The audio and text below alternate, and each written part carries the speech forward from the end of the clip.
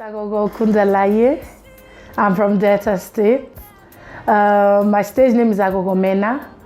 I finished from Obafemi Awolowo University.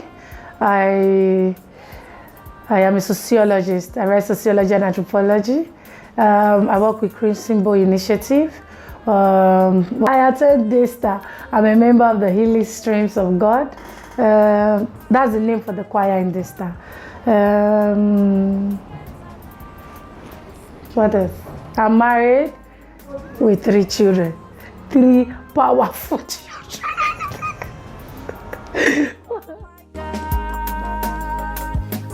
Oh, gospel ministry. What will I be doing if it's not gospel ministry? If God has given me voice to sing, then who should I use the voice to praise? Is it not God? So gospel ministry is it. For me, it's talking about God, the wonder nature of God, the awesomeness of God, the love of God, the kindness of God, the mercy of God, the favor of God, passing a message across, making every other individual in the society understand and know that God is faithful. It actually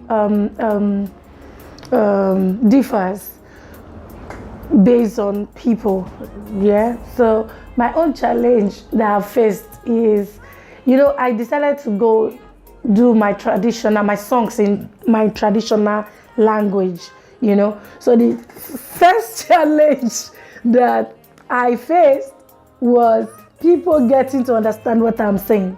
I'm singing, I'm in Lagos, I'm not in Delta State. So I'm singing and people are like, what's she saying?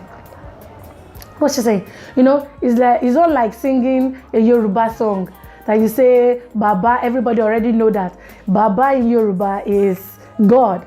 So when I say Jesu, people are like, Jesu do weko biro. People are like, that one is too long.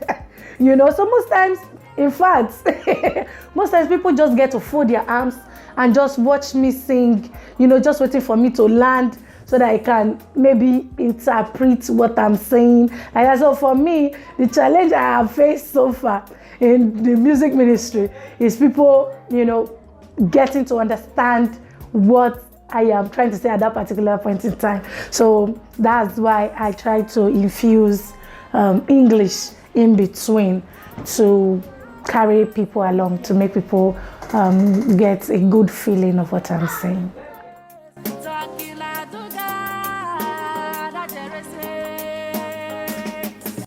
I've worked on a couple of songs. The first one that was released was Judo. Judo is an Yoruba word. It means praise you. Judo was released July 1st, 2019, last year, and it's been doing well. And we've been able to shoot a video for Judo. But the video is yet to be out. It's coming out soon. Judo is a medley. It's a song God gave me on a place of worship, in a place of worship. I was just meditating on what God has done for me in my life. Trying to flash back, thinking of every single thing He has done for me. How He has picked me and He's been bringing me from level to level. And that song just came. Judo is a medley, 3 songs put together of worship and praise to God, acknowledging God's awesomeness. I like one part of the song very well. It says, you are enough to be God before you became God.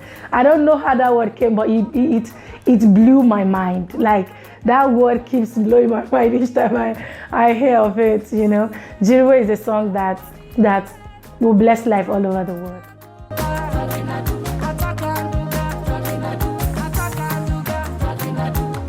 I would like to work with Auntie Efe Nathan. I like her style of music.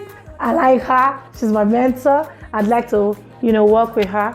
Then I'd like to work with Harrison, my person and my brother, And I would like to work with Pastor Nathaniel Bassi. Yes, I'd like to work with him. Then for it, I would like to work with Tasha Cobbs. I'd like to work with Travis Greene, by God's grace. So these are the artists, international and local, I'd like to work with soon.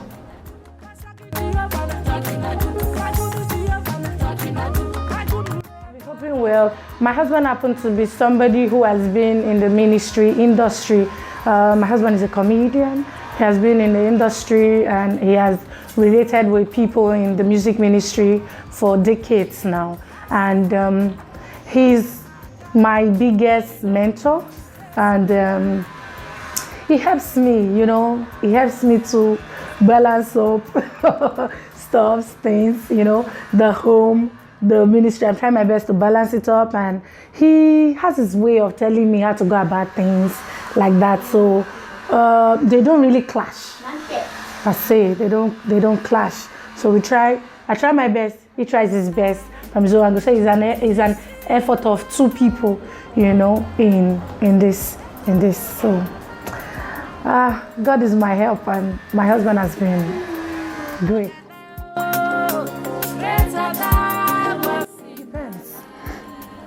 Nature, God's kindness, God's goodness.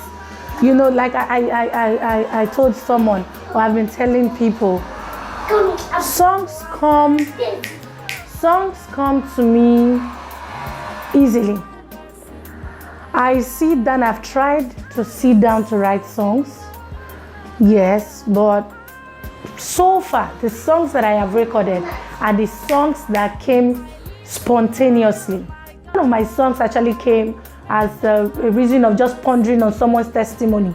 A friend of mine shared a testimony with me how God has been awesome with her in the US. And after the call, I just kept, pondering on what she said, and the song just popped up. That's how it works for me. I heard some churches are singing secular songs. I don't know, I've not heard of it. I attend this time. We don't sing secular songs in my church, but when you say secular songs, that means they are vulgar songs, right? So my question is, why should you be singing a vulgar song inside the church?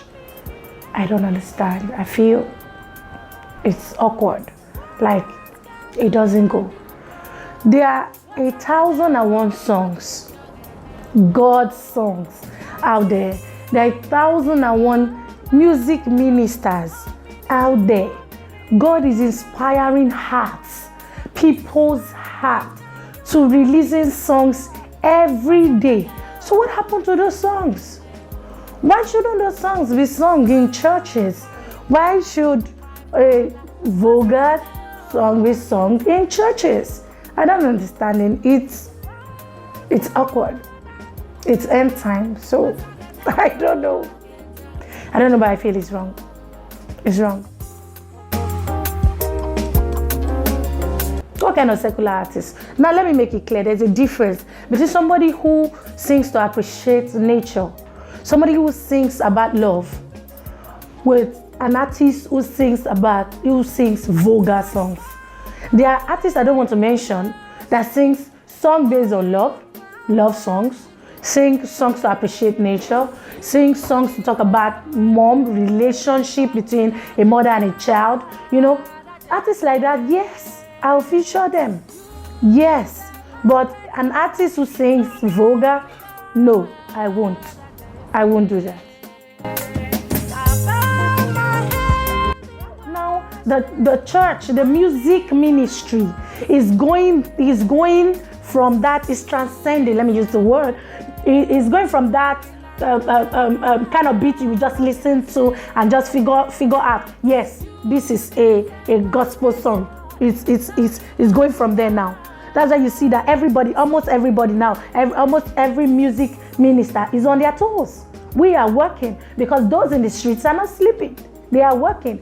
And if you notice the number of youth that pack towards the vulgar sounds, it's alarming. So why don't we, even those in church, the youth that go to church, they go to club. They go to club, not just, some people go to club because of good music. And if we're not producing good music, they will run to those clubs to listen to good music. So it's not a plaything anymore. Gratitude, Tim Godfrey and the Extreme. I can mention a whole lot of gospel artists now that are on, as in, As the kingdom of darkness is not sleeping, now the children of God are waking up. God is inspiring some hearts to stand up. God is inspiring producers to even stand up. God are the days that producers will tell you, because you're singing a Christian song, they know you can't pay me. You can't pay me. You don't have my kind of money. Now that God is raising to do his work, there are producers that are ready to take it. They will take you without even paying them a lot, because they know where they get their money from. But they will pay you. Some don't even ask you for money. The guy that produced my song, TK didn't cut my neck for money. TK wasn't even interested in money. TK was more concerned about the gospel before even money. You know, that's what it's moving to. God is inspiring hearts, and it's beginning to burn in their bones and in their veins, that they can't just relax. Now everybody's getting on their toes to produce good sounds that will cause the youth, the teenagers, to know that Christianity is not a boring thing. It's an in thing. It's a bubbling thing. We have all it takes. We have all it can ever take. So we are just cross your fingers and be praying for music ministers. I'm very sure there's a revolution going on. It's going to come like a wind. It's going to blow over, and everyone is going to feel the impact. All to the glory of God, and Jesus' name will be praised.